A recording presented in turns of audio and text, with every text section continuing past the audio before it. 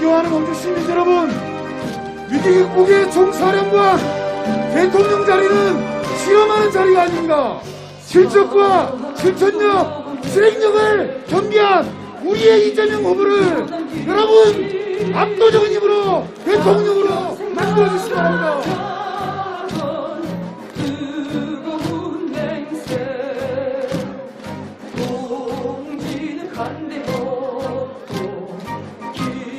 이재명 후보가 연단으로 올라오고 있습니다. 힘차게 소리 질러주십시오. 이낙연 정부와 선대위원장과 함께 손을 잡고 광주 시민들께 인사드리고 있습니다.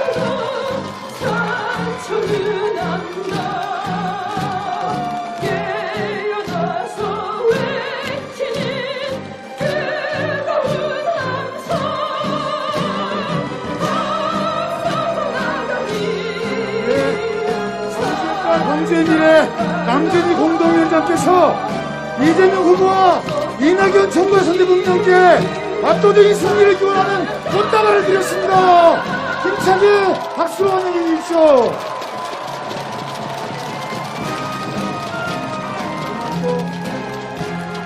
고맙습니다. 감사합니다. 여러분, 두 분이 함께 서니까 3월 9일 승리를 확신하시겠죠? 위기극복의 총사령관, 유능한 경제대통령, 국민 통합의 적임자 이재명 후보를 광주 시민 앞에 소개합니다. 반갑습니다, 여러분. 이재명입니다.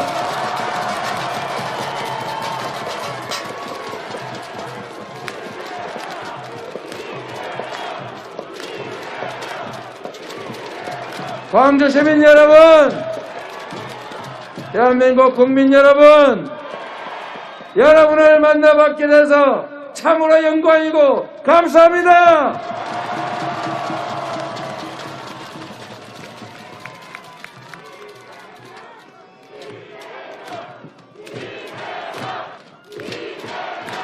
광주 시민 여러분, 광주 시민 여러분, 제가 2016년 11월 19일 촛불혁명이 함차릴 때 여러분 이 자리에서 짧게 인사드린 일이 있습니다. 이 온갖 사연이 점철되어 있는 이 광장에서 다시 여러분들을 이렇게 인사드리게 돼서 참으로 만감이 교차합니다. 고맙습니다.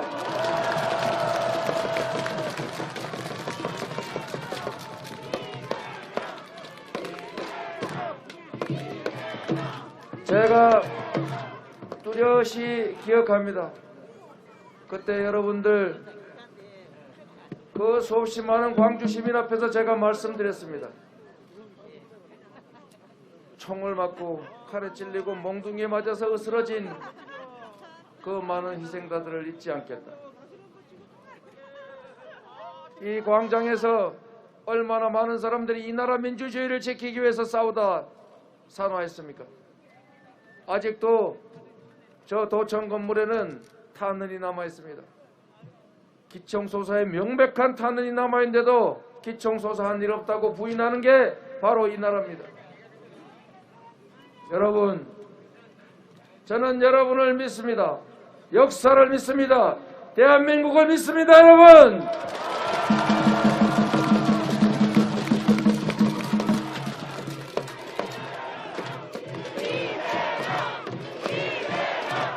여러분, 군사 독재 세력들이 국민을 지키라고 준 총칼로 자신들의 알량한 권력을 위해서 그 수없이 많은 사람들의 목숨을 앗아갔습니다. 지금도 그 피해가 여전히 남아있습니다. 피해자들은 어디 있는지 알 수도 없는 상황입니다. 진짜 누가 발포했는지 아직도 밝혀지지 않습니다. 저는 전두환의 만수무강을 밀었습니다. 왜? 진상을 규명하고 반드시 책임을 물어야 하니까.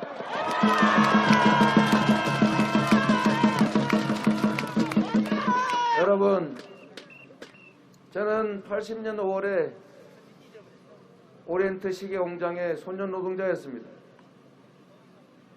대학에 들어갔을 때 저는 내 잘 먹고 잘 살아야지, 판검사해 가지고 떵떵거리고 살아야지, 다른 사람들 벌 주면서 살아야지, 대접받으면서 살아야지, 이렇게 꿈꾸던 청년이었습니다. 그러나 대학에서 광주 5.18 민중항쟁의 진실을 알게 되면서 너무나 수치스럽고 너무나 죄송하고 나 자신을 용서할 수 없어서 제 인생을 바꿨습니다. 제가 그들에게 속아서 그 억울한 피해자들 내 입으로 비난했습니다. 그래서 여러분, 제 인생을 이렇게 속아서 누군가에게 가해야 하는 그 나쁜 행위에 동조하는 이 정신적 노예로 살아가는 사람들을 없게 해야겠다. 나처럼 소년 노동자로 이렇게 팔이 다쳐서 장애인이 됐음에도 아무 보상도 받지 못하고 말도 못하는 사람들을 없게 해야 되겠다. 공정한 나라, 모두에게 기회가 주어지는 나라, 결과에 대해서 상응하는 보상을 받는 그런 나라 만드는 게 이재명의 꿈이 되었습니다, 여러분.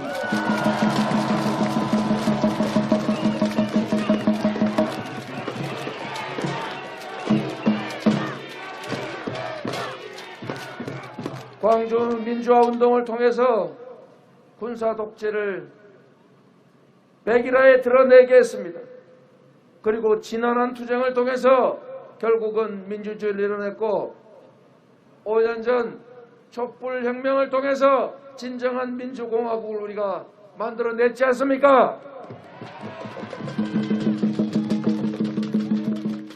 5.18 광주는 수없이 많은 희생을 치르고 아직도 진상규명도 제대로 되지 않고 합당한 예우와 보상도 이루어지지 않았지만 앞으로 해야 될 일이 무수히 많지만 그러나 청년 이재명을 영달을 꿈꾸는 청년에서 공익적 삶을 살게 만들었고 수없이 많은 사람들이 광주 민주화운동 때문에 민주주의의 가치를 생각하게 됐고 치열한 투쟁을 통해서 결국은 이 나라가 세계에 내세울 만한 민주공화국이 되지 않았습니까?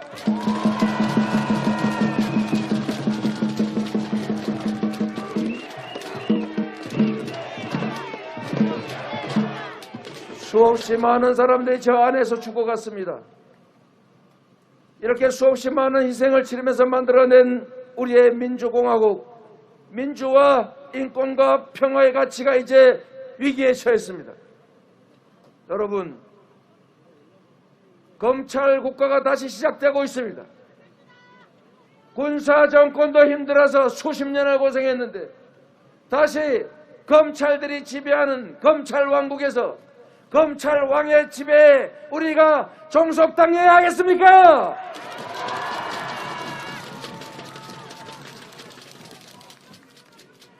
여러분, 그러나 있을 수 없는 일이지만 그 있을 수 없는 일이 현실이 될 수도 있습니다. 여러분, 우리 김대중 대통령이 모함을 받아서 사형 선고를 받았지요.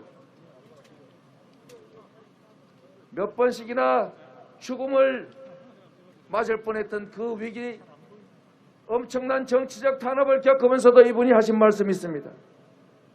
화해와 통합의 길을 가자. 정치 보복가 안 된다. 평생을 그렇게 주장하셨고 평생을 그렇게 당하셨으면서도 결국 대통령이 돼서 통합과 화해의 길을 가지 않았습니까? 그래서 이 나라의 민주주의가 자리 잡았고 통합과 화해가 정치의 본령임을 알게 됐지 않습니까?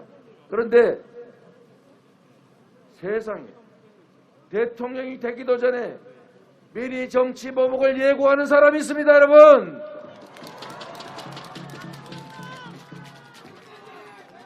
정치 보복이라니요. 있는 죄를 봐줬으면 자기 잘못 아닙니까? 없는 죄를 만들어서 하겠다는 얘기 아닙니까? 그게 정치 보복 아니면 뭐겠어요? 그리고 또 아니라고 발뺌합니다. 대통령이 될 사람이 여기선 이 말했다가 저기선 저 말했다가 아니라고 부인하고 맞으면은 몰랐다 그러고 정직하지 않고 자신이 무슨 말을 했는지 기억도 못하는 것도 아닐 테고 뻔뻔하게 거짓말해 상대방 후보를 모함하고 국민들을 바보로 알고 가짜 수치로 조작하고, 그러나 이런 것은 다 용서될 수 있을지라도 통합해야 될 국민의 권력으로 정치 보복하겠다는 것은 결코 용서할 수 없는 범죄입니다, 여러분.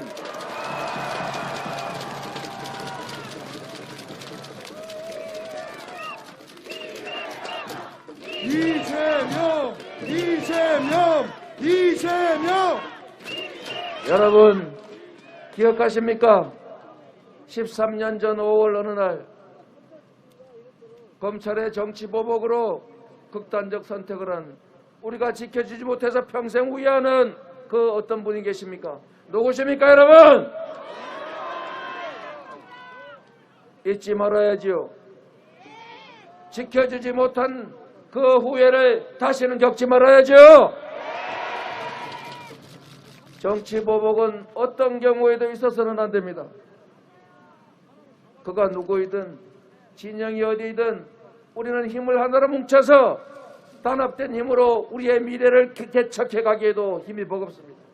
이 나라가 얼마나 힘들고 어려운 지경입니까? 그 안에서 국민이 맡긴 권력으로 고작하는 짓이 다른 사람의 과거를 파서 그를 철멸시키려는 정치적 보복을 가해서 정치적 이익을 획득하겠다는 행위를 합니까? 우리가 그렇게 한 거 합니까, 여러분?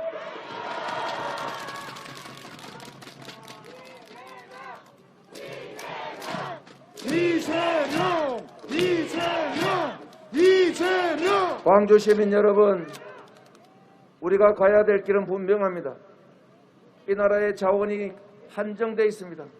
인재가 넘쳐나는 것이 아닙니다. 우리 식구 안에서 골랐으면 부족합니다. 그렇기 때문에 진영을 가리지 말고 경쟁은 하더라도 경쟁이 끝난 다음에는 대통령은 전 국민을 대표하는 것입니다. 전 국민 중에서 진영과 지역과 네 편 내 편 가릴 것 없이 유능한 사람을 적재적소에 쓸 수 있어야 합니다. 동의하십니까?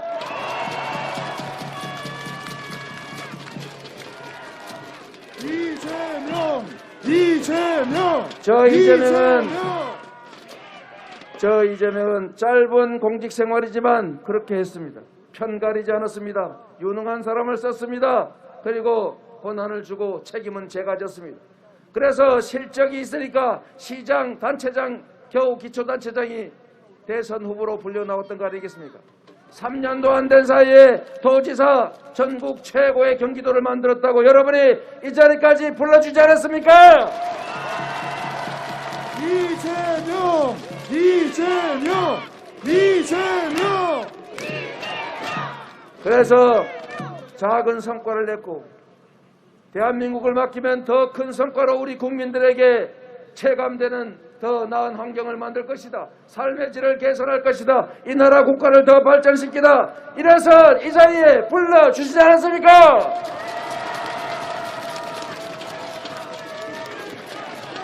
이재명, 이재명. 여러분, 이재명. 저는 짧은 공직 생활에 체감한 게 있습니다. 비록 적은 권한일지라도 이거를 선의로 국민을 위해 쓰느냐 아니면 사적 용도로 남용하느냐에 따라서 그 사회가 지옥이 될 수도 천국이 될 수 있다는 사실을 알았습니다. 제가 하나 예를 들어보겠습니다. 어느 공동체의 리더가 아무 생각 없이 동서남북도 모르고 도대체 판단력도 없고 모르면은 저기 점치는 주술과 샤머니즘에 의존하고 그래서 그 공동체의 운명을 샤머니즘에 던져지는 역전으로 결정하면 어떻게 되겠습니까? 여러분, 장난이 아닙니다. 국민 5,200만 명의 삶과 이 대한민국의 운명이 장난입니까, 여러분? 과거를 뒤지겠다는 사적 보복 감정에 매달리는 무능하고 역량 없고 마치 모르는 게 너무 당연하고 그거야 남들한테 물어보면 되지 이런 태도를 가진 사람한테 우리의 운명을 맡길 수 있겠습니까? 여러분, 제가 요새 어차피 당하고 있기 때문에 대놓고 말씀드리겠습니다. 광주에 신천지 많다면서요. 여러분, 정치에는 금기사항이 몇 개 있습니다. 정치에는. 그 중에 하나가 절대 종교단체하고 부딪히지 말합니다. 그래서 웬만한 사교 집단의 규모가 되면은 절대 정치가 건들지 않습니다. 모른 척합니다. 누가 가서 잡아 죽든지 말든지, 가정이 파탄되든지 말든지, 집안이 망가들지 말든지, 누군가가 평생에 한이 되는 일이 벌어지든 말든 나는 관계하지 않는다. 왜? 거기 관계했다가 내가 정치적 타격을 입을 수 있으니까. 이게 바로 정치의 금기 중 하나입니다, 여러분. 그러나 이재명은 이 금기를 깼습니다, 여러분. 이재명! 이재명! 이재명! 여러분, 그래서 제가 누구 얘기 하나 하겠습니다. 안 할 수가 없어요. 맨날 내 얘기를 하고 다니더라고 보니까. 지가 해먹어놓고 자기가 해먹어놓고 내가 해먹었을지 모른다고 냄새를 풍겨요. 여러분, 국민들이 그렇게 어리석지 않습니다. 그렇죠? 자, 대구에서 신천지 대규모 집회 때문에 감염이 확산되고 있는데 누가 누군지를 알 수가 없어요. 그래서 빨리 찾아내가지고 감염 진단해가지고 차단해야 되는데 안 가르쳐 주잖아요. 그 와중에 대구 시민들이 병원에도 못 가고 집에서 대기하다가 사망하는 이 안타까운 일이 벌어지지 않습니까? 그럴 때 우리 공직자가 어떤 태도를 취해야 합니까? 여러분, 할 수 있는 총력을 다해야 될 거 아닙니까? 그러라고 뽑은 거 아닙니까? 그래서 이재명은 했습니다. 제가 신천지 과천 본부에 쳐들어가가지고 제가 직접 눈으로 보면서 명부 구해왔습니다. 이재명! 제가 이재명!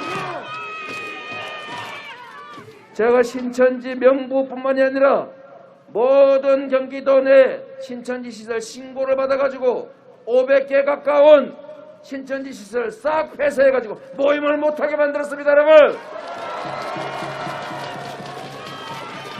얼마나 미워했겠습니까? 그런데 제일 감염 가능성이 높은 교주 이만희가 검사를 안 하고 있는 거예요.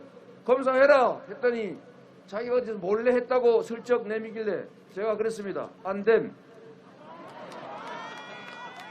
똑같이 보건소가 지정된 의료기관에 가서 검사받아라.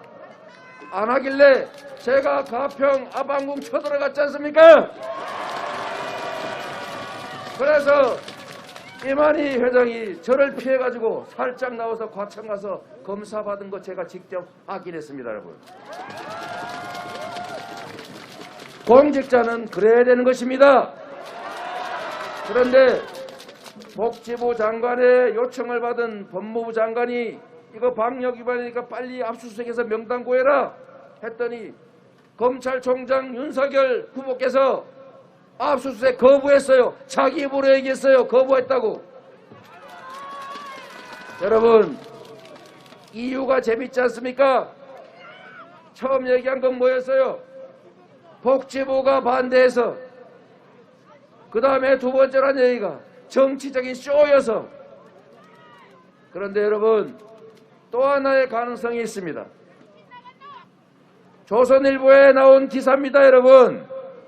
건진법사가 당신 그거 압수수색하면은 이만희가 영매이기 때문에 당신 대통령 또는 뭐 되는데 장애가 된다고 얘기해서 안 했다. 조선일보 기사에 있습니다, 여러분. 어떤 게 진실인지는 저도 모릅니다.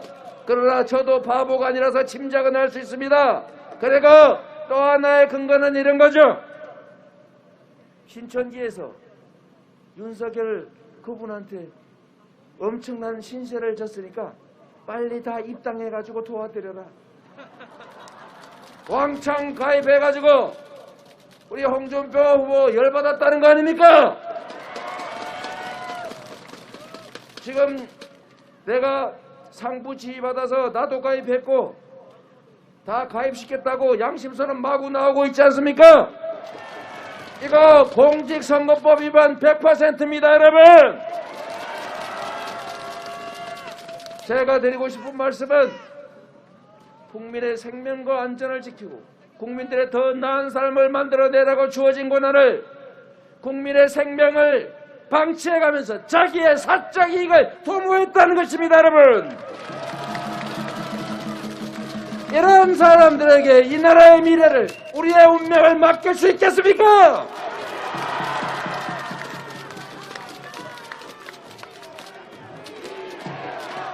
이재명! 이재명! 이재명! 시민 여러분, 저는 분명히 말씀드립니다. 공직자는, 선출된 대통령은 국민을 지배하는 왕이 아니고 국민이 명하는 바를 국민이 원하는 대로 국민에게 필요한 일을 하는 일꾼이고 대리인이다. 맞습니까?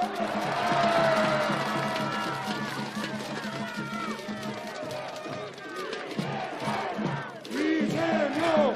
이재명! 이재명! 시민 여러분, 코로나 어렵지요? 힘들지요? 제가 코로나19의 실무 사령탑을 맡으면 이렇게 안 합니다. 저는 정책이라고 하는 것, 선택 여지가 많은 여러 가지가 있는데 그 중에서 가장 효율적인 걸 골라서 과감하게 집행하면 됩니다. 여러분, 인생을 사는데도 그렇더군요. 이 길로 갈까 저 길로 갈까 고민이 많으면 그 두 가지 길의 가치가 같다는 거 아니겠습니까? 그럴 때는 아무거나 선택해도 아무 문제가 없습니다, 여러분. 과감하게 선택하고 그 길에 최선을 다하면 좋은 선택을 하게 되는 것입니다. 저는 이재명! 이재명! 이재명! 이재명! 이미 코로나는 과거에 독성이 높은 큰 덩어리가 아닙니다. 지금은 독성이 약한 날파리 같은 조그마한 것이 쌩쌩쌩쌩 날아다니고 있는 상태예요. 이럴 때 방역의 방향이 똑같아야 합니까? 전에는 위험한 큰 덩어리니까 진짜 피하고 봉쇄해야지요. 철저하게 막고 피해야지요. 그런데 여러분, 이제 오미크론은 치명률도 독감을 조금 넘는 수준이고, 그리고 동작이 너무 빨라가 막아지질 않아요. 이거 갖다 동네에다가 칸 쳐놓고 막는다고 막아지지 않는 존재가 됐다 이 말입니다. 이럴 때는 어떻게 해야 돼요? 더 유연하게, 더 스마트하게, 더 합리적으로 바꿔야 되지 않습니까?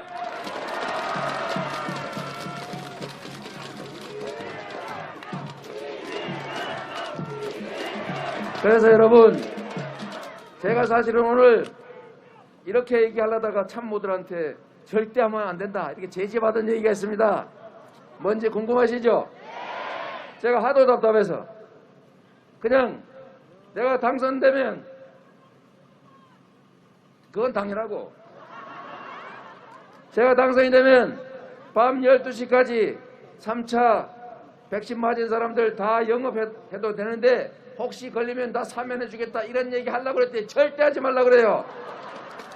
이게 혹시 정치적 논쟁거리가 될 수 있다는 얘기더라 이 말이죠. 그래서 일단은 참기로 했습니다, 여러분. 3월 9일에 선거 끝나면 3월 10일에 그렇게 조치하겠습니다, 여러분.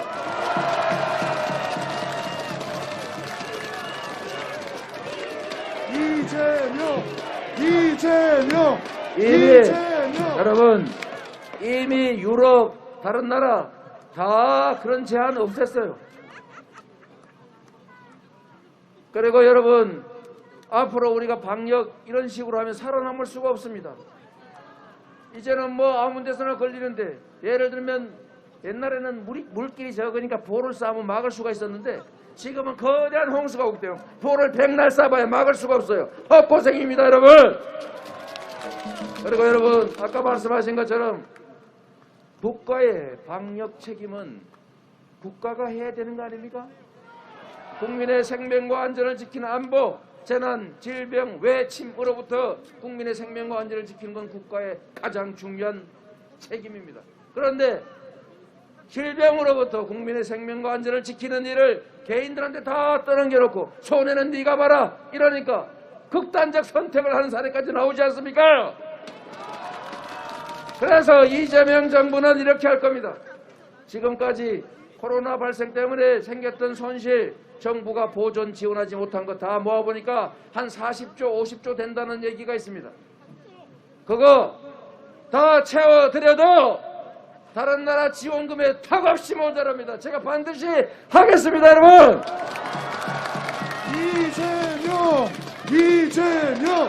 이재명 그 손실이 그 국가가 당연히 부담해야 될 손실이 개인들에게 온갖 형태로 남아 있습니다. 첫째, 재산이 줄었다. 두 번째, 빚이 늘었다. 세 번째, 망했다. 네 번째, 떠났다. 여러분, 이거 우리가 쉽게 얘기하지만 우리 공동체가 책임져야 되는 것 아닙니까? 저 이재명은 정치의 신념은 아주 단순합니다. 억울한 사람도, 억울한 지역도, 억울한 부분도 없게 한다. 특별한 희생을 치른 사람에게는 특별한 보상을 해서 균형을 맞춘다. 이게 바로 정의 아닙니까?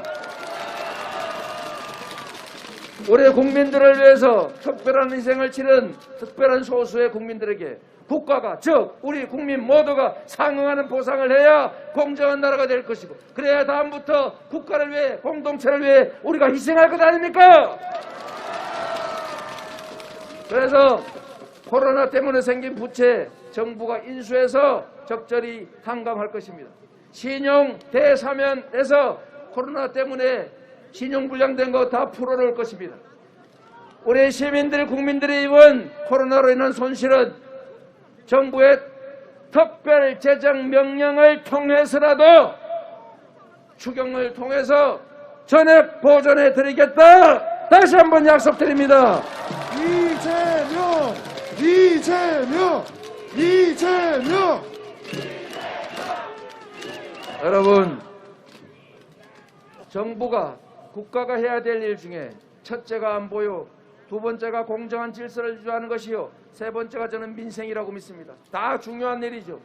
우리 국민들이 먹고 사는 문제, 경제 문제, 미래에 관한 문제 얼마나 중요합니까? 경제를 살리는 일은 가장 중요한 일 중에 하나입니다. 세계가 얼마나 복잡하고 위기 상황입니까? 여러분, 양극화 때문에 경제가 나빠지고 있습니다. 자원이 골고루 나눠지면 제대로 쓰일 텐데 한 사람이 이분이 막 산더미처럼 쌓아놓고 여기는 먹고 죽을 애도 없으면은 그게 제대로 사용되겠습니까? 불공정한 나라가 망했습니다, 여러분. 공정한 나라가 흥했습니다. 나라를 만들면 첫 번째로 하는 게 밭을, 논을 골고루 농사 짓는 사람한테 주는 것이었습니다. 그래서 나라가 흥하다가 이게 부정부패가 많아져가지고 힘센 지주가 다 사모아가지고 자장농이 소장농 되고, 소장농이 머슴 되고, 머슴이 종 되고, 종이 결국 유민대 되니까 결국 나라 망하지 않습니까, 여러분? 그래서 공정성을 회복하는 것이, 격차를 완화하는 것이 다시 경제가 살아나는 길입니다. 두 번째가 중요합니다, 여러분. 이 세계적인 위기를 에너지 전환, 누구는 잘 모르던데, 신재생 에너지 사회로의 전환, 디지털 전환, 주기적인 팬데믹, 미중 갈등을 포함한 패권 경쟁, 한반도의 위기, 이런 위기 국면들이 우리를 옥죄고 있습니다, 여러분. 그런데 여러분, 진짜 실력은 위기를 기회로 만드는 것입니다, 여러분. 이재명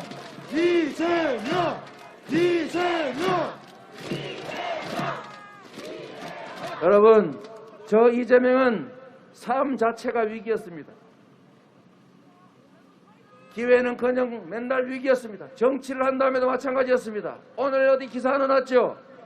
2014년 6월 27일 청와대에서 지시가 떨어졌다. 이재명 잡으라고 검찰의 명령이 떨어졌다. 야, 이거 어떡하냐? 여러분, 저는 이런 위기 속에서 위기를 기회로 만들어서 성취를 해서 이 자리까지 왔습니다.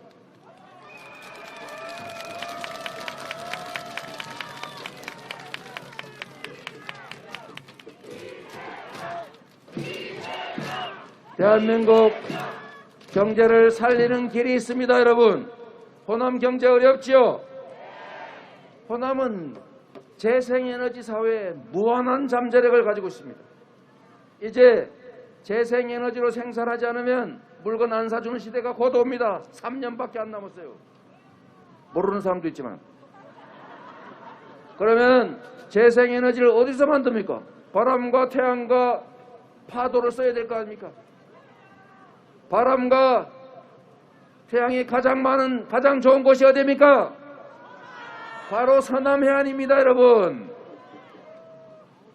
이 서남해안을 에너지 고속도로를 만들어가지고 누구나 어디에서나 바람과 햇빛으로 에너지를 만들어 팔면 됩니다. 여러분, 신안군수 보셨죠?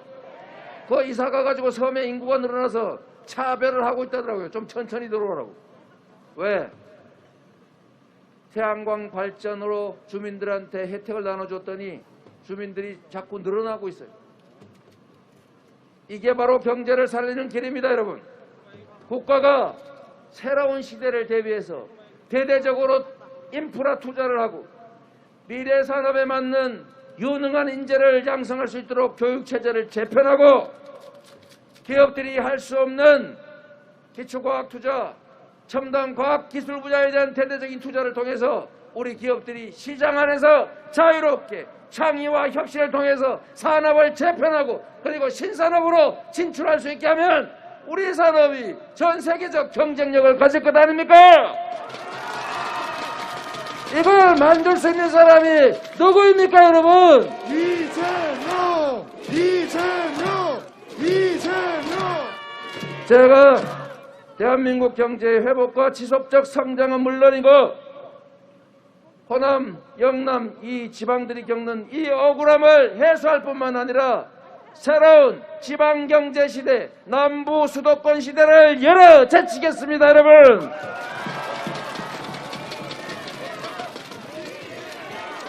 이재명! 여러분, 균형 발전 어려운 것 같지요? 실제 어렵습니다. 그러나 마음만 먹으면 일도 아닙니다, 여러분. 여러분, 저는 빈말하지 않습니다. 그래서 저를 무서워하는 사람도 있다더군요. 제가 분명하게 말하는 것은 국민의 뜻에 어긋나는 건 하지 않습니다. 제가 이렇게 얘기했더니 말 바꾸네 이런 사람이 있었는데 국민의 뜻에 어긋나게 지 뜻대로 하는 걸 바로 문민 독재라고 합니다. 그런 걸 해야 됩니까? 그래서 여러분, 경기도에도 잘 사는 남쪽 1000만, 한강 이남, 한강 이북 잘 못 사는 군사규제 지역 상수원 보호구역이 있습니다. 350만이 살고 있습니다. 저는 특별한 희생을 치른 데는 특별한 보상을 해야 하는 것이 공정이다, 이런 신념으로 SOC 투자, 원래는 남쪽이 6, 북쪽이 4였는데 지금 제가 완전히 역전시켜서 북쪽 6, 남쪽 4로 만들었는데 남쪽 경기도민들이 불만이 없어요. 이게 우리 국민들의 수준입니다, 여러분.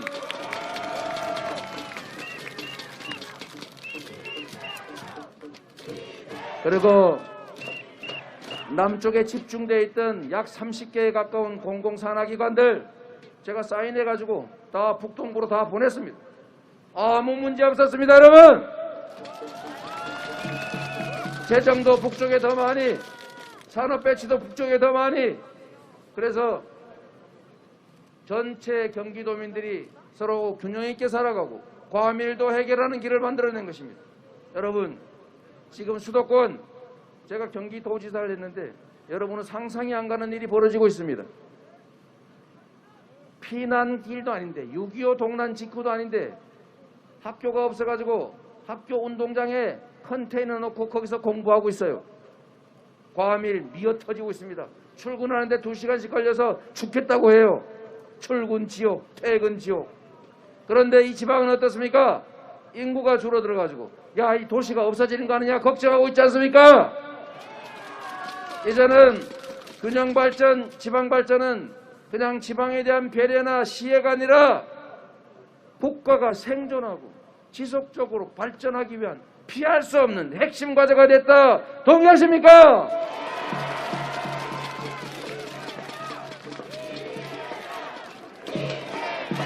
그래서 여러분, 지방이 발전하려면 결국 지방에 돈을 많이 써야 합니다. 재정을 늘려줘야 합니다. 자율권도 늘려줘야 합니다. 인프라, 도로, 항만, 철도 마구 많이 깔아야 됩니다. 그리고 지방으로 교육기관도 보내줘야 하고 공공기관도 지방으로 보내야 하고 교육기관에 대한 지원도 늘려야 됩니다. 기업들이 지방으로 가면 법인세 좀 깎아주면 안 됩니까, 여러분? 여러분, 지방으로 가는 게 훨씬 이익이다. 지방에도 인재가 많더라. 지방에서도 R&D가 가능하더라. 이렇게 생각되게 정부가 투자하면 지방이 살지 않겠습니까?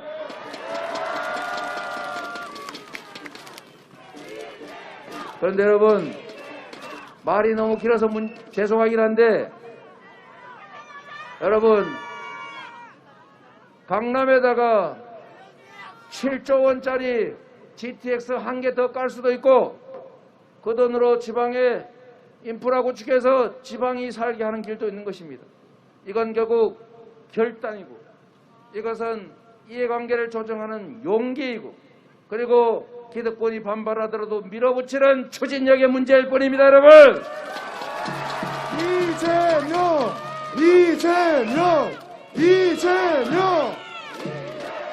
제가 여러분들 시간 여유 있는 것 같으니까 한 말씀 더 드리겠습니다. 여러분, 제가 여러분들의 눈에 띈 이유 중에 하나가 계곡정비입니다. 아시죠? 그런데 여러분 생각해 보십시오. 그 계곡의 점포주들은 그걸 수억 또는 수십억씩 권리금을 주고 샀거나 수십 년 동안 그 자리에서 자기 권리라고 해서 영업해 왔던 사람입니다. 철거해버리면 제로가 됩니다. 그래서 아무도 시도하지 못했고, 시도했다가는 그냥 딱지 한번 붙이고 말고 벌금 내고 끝내고 다음에 또 하고 이렇게 살아왔죠. 저는 원칙이 있습니다. 왜 특정 소수가 우리 모두의 것을 독점해가지고 혜택을 누리고 많은 사람한테 피해를 끼칩니까? 옳지 않다. 그러나 그들의 문제도 해결해 줘야 되지 않습니까? 그래서 제가 10개월을 준비해가지고 그들이 수용할 수 있는 대안을 만들고 모두가 상생 공존할 수 있는 안을 만들어서 제가 딱 6개월 만에 깔끔하게 끝냈습니다, 여러분.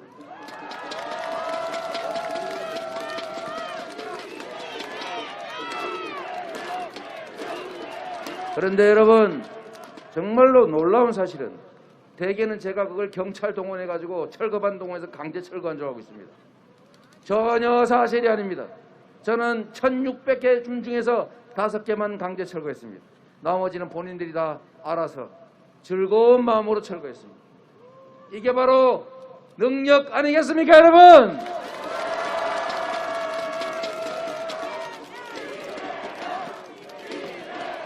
제가 호남 경제가 부흥하는 새로운 경제체제 제가 반드시 만들 것이고 그렇게 할 자신 있습니다. 저는 했습니다. 그래서 할 수 있습니다, 여러분.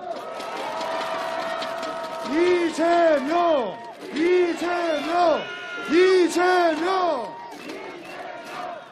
먹고 사는 문제 해결에 이어서 가장 중요한 것은 이 나라의 평화를 지키는 일입니다. 여러분, 젊은 분들은 잘 모르겠지만 저도 못 겪었지만 전쟁 나면 안 되겠지요? 여러분, 설마 하는데 설마가 사람 잡는 게 이 세상이죠? 미국의 유명한 군사 잡지나 시사 잡지들이 이미 2곳이나 이렇게 지적했습니다, 여러분. 한국 특정 후보가 집권하면 호전적으로 변해서 한반도에 불안정이 올 수 있다. 미국의 국익에 반한다. 위험하다. 이번에 이에 대해서 뭐라고 말할지 모르겠습니다. 얼마 전에 제가 토론회 때 말씀드린 게 있었죠. 한반도의 전쟁 위기가 높아지고 있는데 4개의 요인이 있다. 그 중에 하나가 윤모 후보다. 여러분, 평화는 그냥 기분 좋으라고 하는 게 아니라 생존 그 자체이고 평화가 바로 경제이고 평화가 바로 밥입니다, 여러분. 이재명! 이재명! 이재명! 한반도에 전쟁 위험이 있기 때문에 주가가 디스카운트 돼가지고 코리아 디스카운트라는 얘기가 있지 않습니까, 여러분? 거기다가 필요도 없는 사드, 아마 이낙연 후보께서 말씀하셨을 것 같은데 사드 그거 수도권 방안하는데 사드는 원래 고고도 종말 타격 시스템입니다. 쭉 올라와서 여기 떨어질 때 이 부분에서 타격하는 거예요. 그런데 휴전선에서 넘어서 사드를 쏘면은 여기 서울이 여기 있는데 이 타격이 안 돼요. 그랬더니 뭐라고 합니까? 고각 발사할 거다 이렇게. 누가 한 말입니까? 모르면은 문제고 알면서 했다면 나쁜 것입니다, 여러분. 이렇게 하니까 야 우리 동네에 사드 배치하는 거 아니야. 그래서 온 동네가 불안해하고 중국은 눈을 이렇게 까제비 눈을 하고 보면서 또 경제 제재하려고 준비하고 또 우리나라는 방위산업이 지금 전 세계에서 정말 선두를 가고 있는데 아랍에미리트에 지금 4조 원대 청궁2 미사일 시스템 수출했지 않습니까? 롱샘 중고도 미사일 방어 시스템 이미 만들어서 2, 3년이면 실전 배치됩니다. 8년이나 걸리는 사드를 사가지고 필요도 없는 수도권에 왜 설치해서 경제 망치고 방위산업 망치고 사람 불안하게 하고 이렇게 만듭니까, 여러분?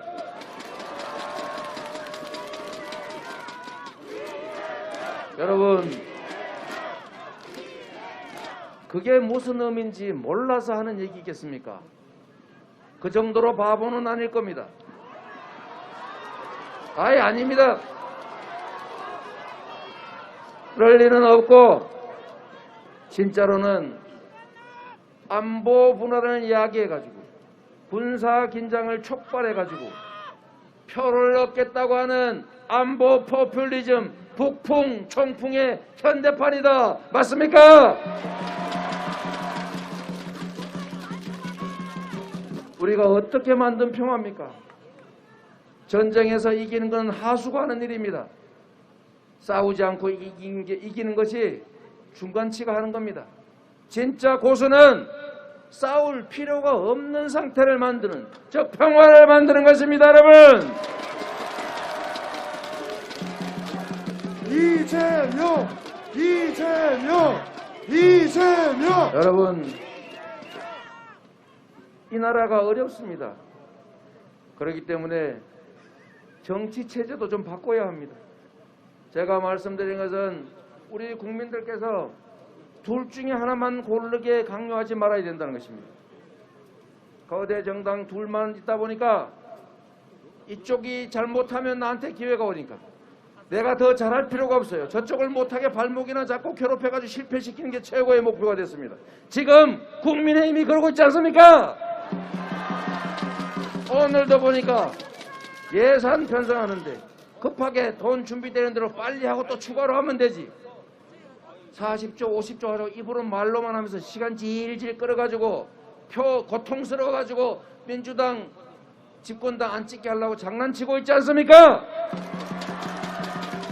그리고 그걸 저한테 덮어 씌우고 있지 않습니까?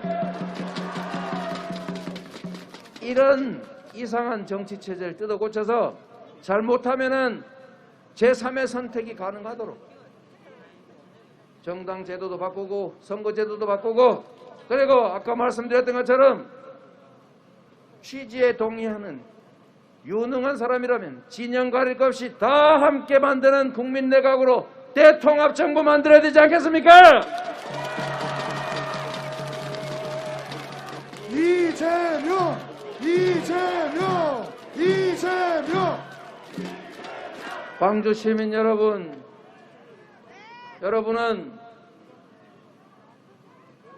호남의 다른 국민들과 함께 이 나라 민주주의를 책임져 왔던 분들이십니다. 언제나 나의 개인적 이익보다 국가의 이익을 먼저 생각했고 내 가족보다는 오히려 우리 공동체를 생각해 왔던 분이십니다. 맞습니까?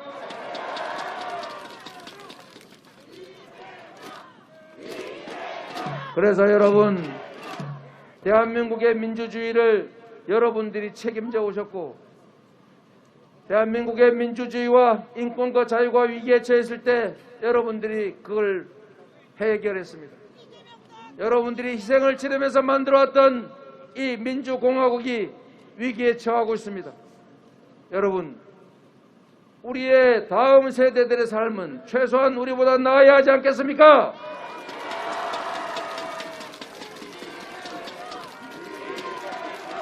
이재명!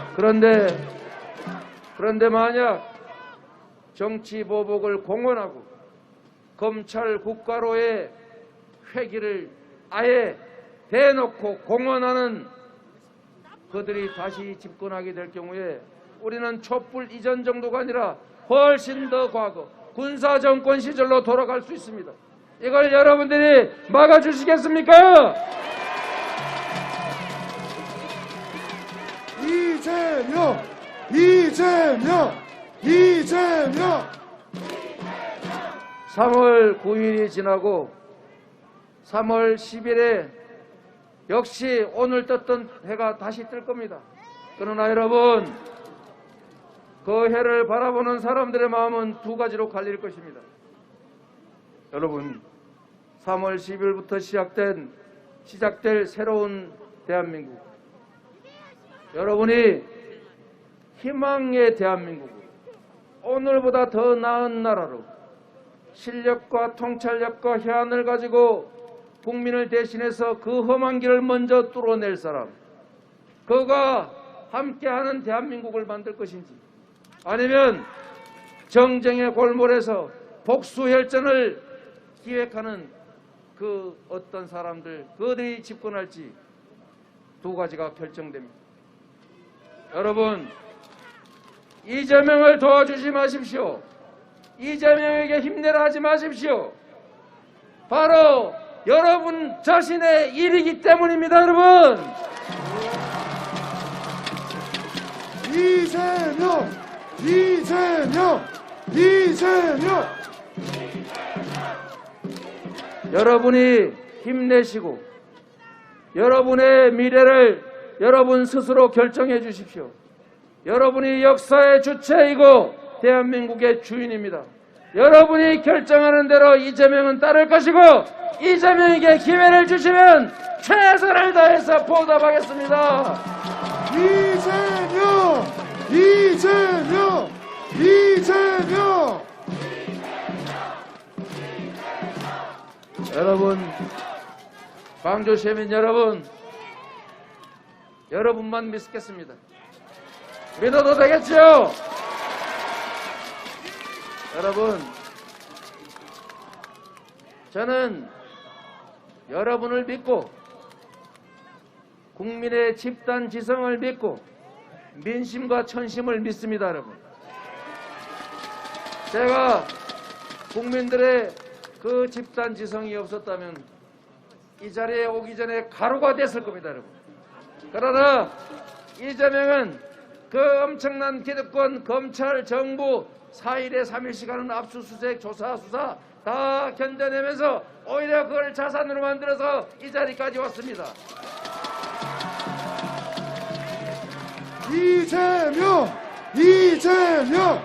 이재명! 그래서 그래서 여러분을 믿고 최선을 다하고 희망을 가지고 다음 세대들에게 꿈을 가질 수 있게 하는 그 새로운 나라 향해서 열심히 뛰어가겠습니다. 이재명! 이재명! 이재명!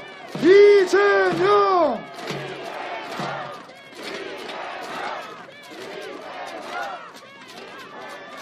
여러분, 감사합니다. 여러분이 있어서 사실 힘이 납니다. 네, 우리의 자랑스러운 후보 이재명 후보의 연설이었습니다. 가슴이 뻥 뚫리십니까? 시원하십니까? 당선시킬 자신 있습니까?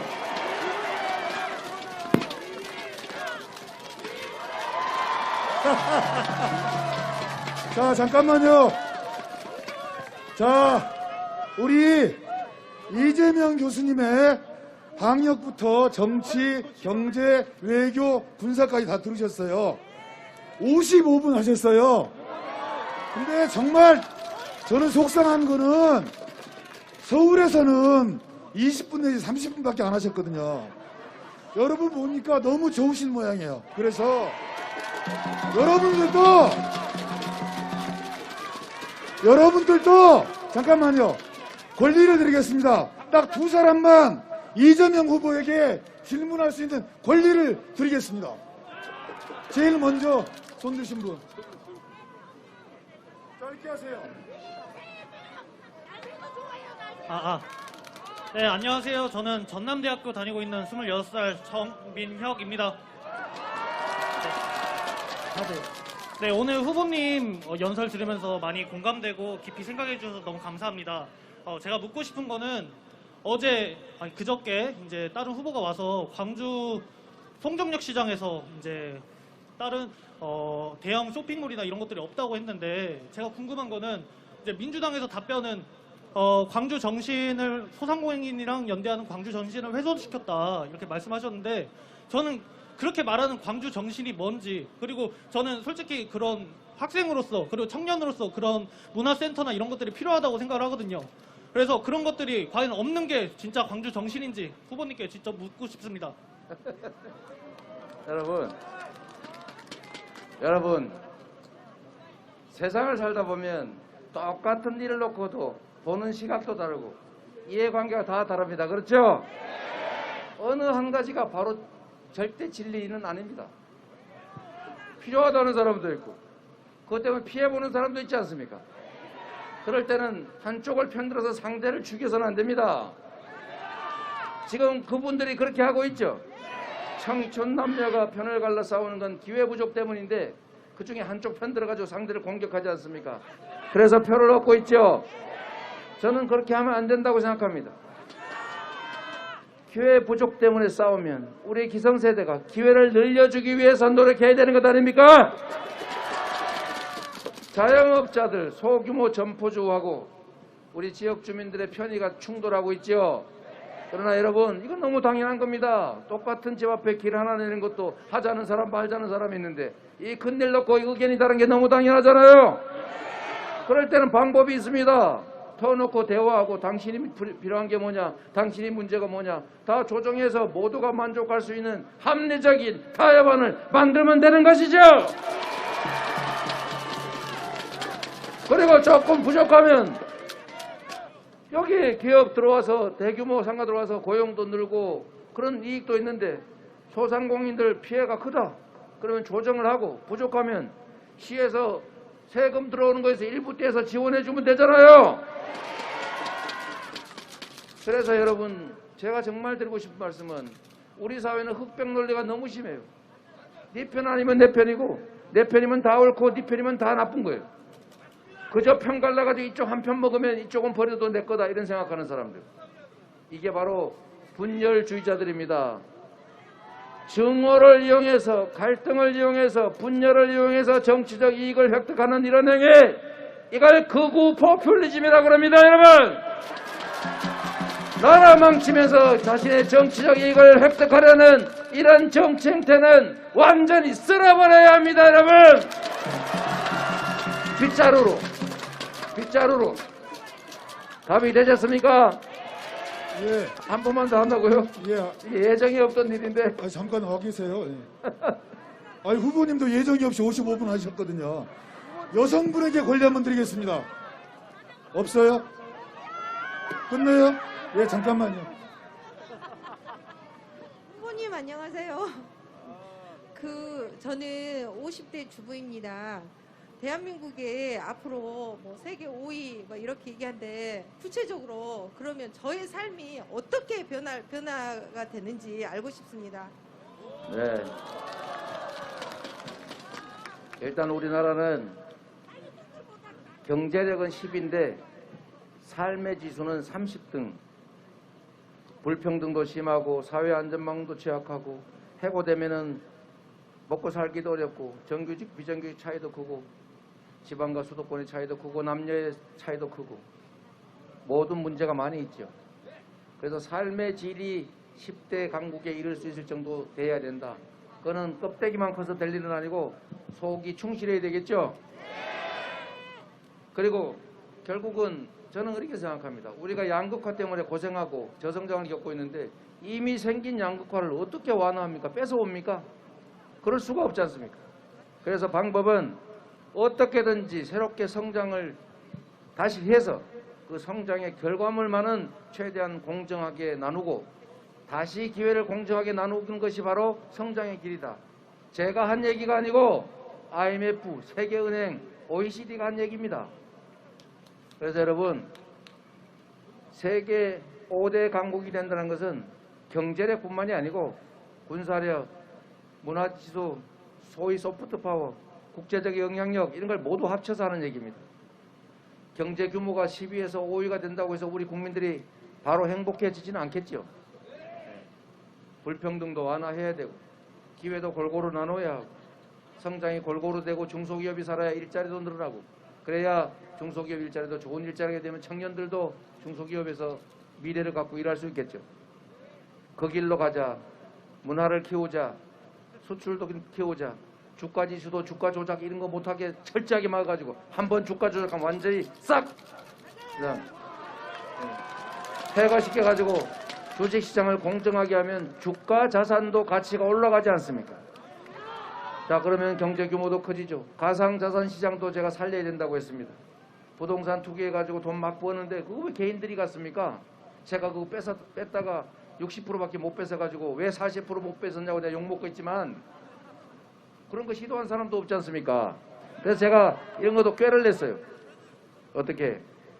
부동산 개발 이익을 전 국민한테 나눠주자. 어떻게? 부동산 개발은 앞으로 국민들이 투자하게 하자. 투자할 권리를 국민한테 골고루 나눠준 다음에 그걸 디지털 자산으로 해가지고 거래하게 하자. 그게 가상자산이지 뭡니까? 방법은 얼마든지 있습니다. 그래서 5대 강국이 된다고 하는 것은 일단 국민소득이 늘어나야 합니다. 경제가 성장해야 늘어나지요. 자산시장도 선진화돼야 되죠.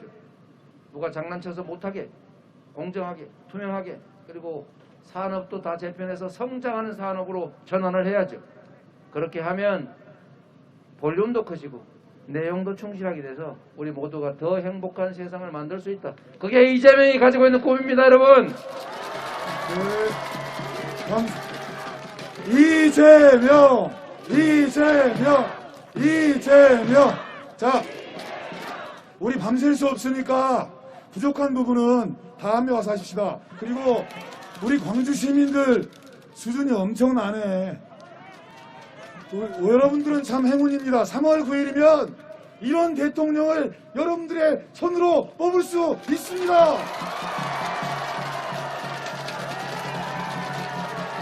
이재명! 이재명! 이재명! 이재명! 이재명! 이재명! 이재명!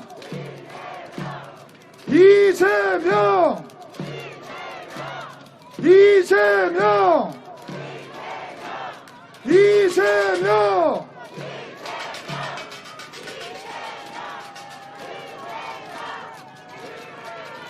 자, 후보님 아직 많이 남아 있습니다. 아직 많이 남아 있습니다. 자, 이재명과 함께 김대중, 노무현, 문재인으로 이어지는 4기 민주정부를 수립할 자신 있습니까? 유능한 경제대통령 이재명을 3월 9일 위대한 광주 시민의 이름으로 반드시 대통령으로 만들어 내시다, 여러분. 다음 순서입니다. 잠깐만요. 5월의 어머니 김옥희 선생님과 황지훈 청년이 나눔과 연대의 상징 광주 정신을 대표하는 주먹밥과 파란 목도리를 전달하겠습니다.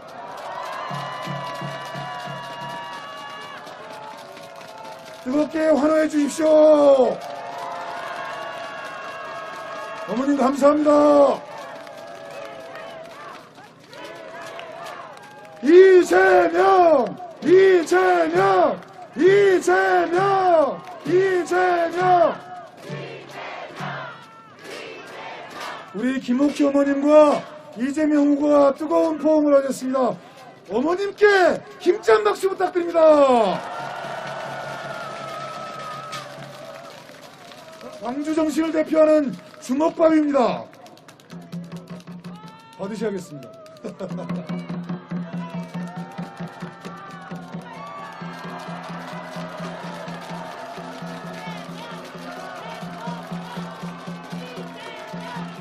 예, 같이 이재명, 이재명, 이재명, 이재명. 예, 감사합니다.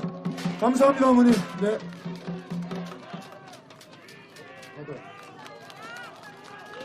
예.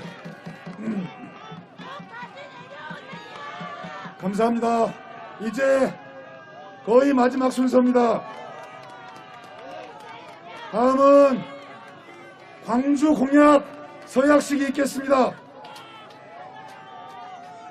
다음은 이재명 후보자의 주요 공약을 국민 여러분께 약속하는 대한민국 힘찬 도약을 위한 대국민 서약식을 진행하겠습니다. 이곳 4차 산업혁명 대표도시 광주에서 이재명 후보가 광주 시민께 약속드립니다. 이재명 후보님과 광주 시민 대표 서약자 두 분께서도 서명을 부탁드립니다.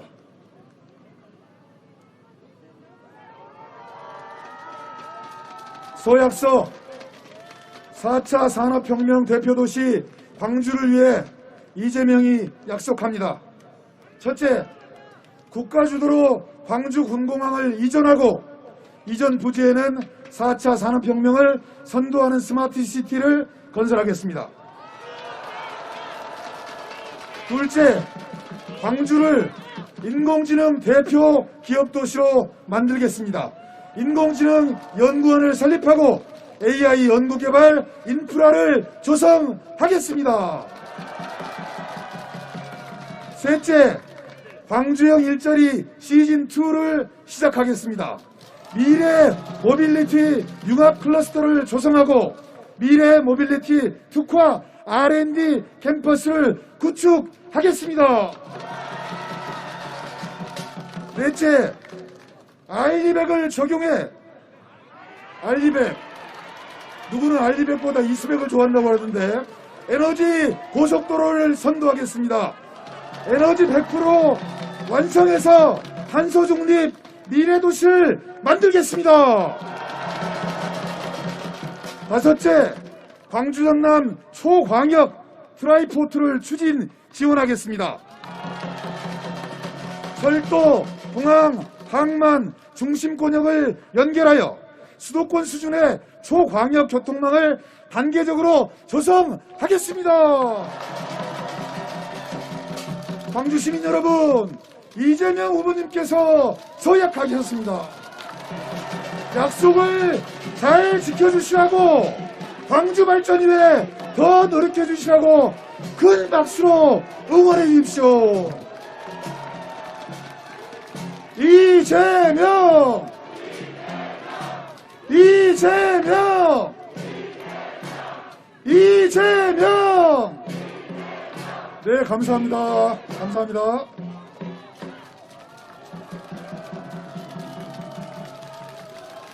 네, 감사합니다. 자, 이제 우리의 지도자, 우리의 대통령, 위기에 강한 유능한 경제 대통령, 국민 통합의 적임자, 위기 극복의 총사령관 이재명 후보가 여러분과 함께합니다. 뜨거운 환호로 보답해 주십시오.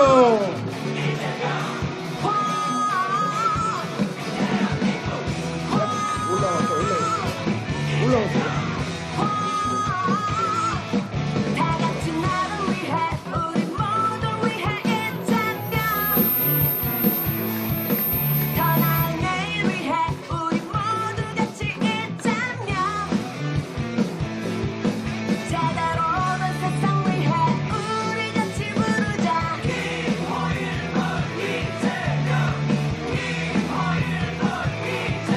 다 같이 나를 위해 우리 모두 위해 있자면 더 나은 내일 위해 우리 모두 같이 있자면 제대로 된 세상 위해 우리 같이 부르자 한 번 더!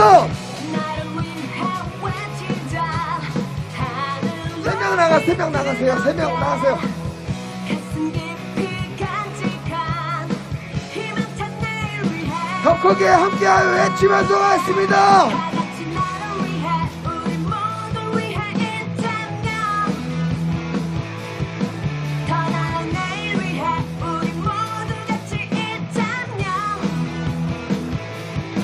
제대로 된 세상 위해 우리 같이 부르자 이재명! 앞으로 더 앞으로 제대로 바뀔 세상 위대한 광주 시민 여러분, 감사합니다.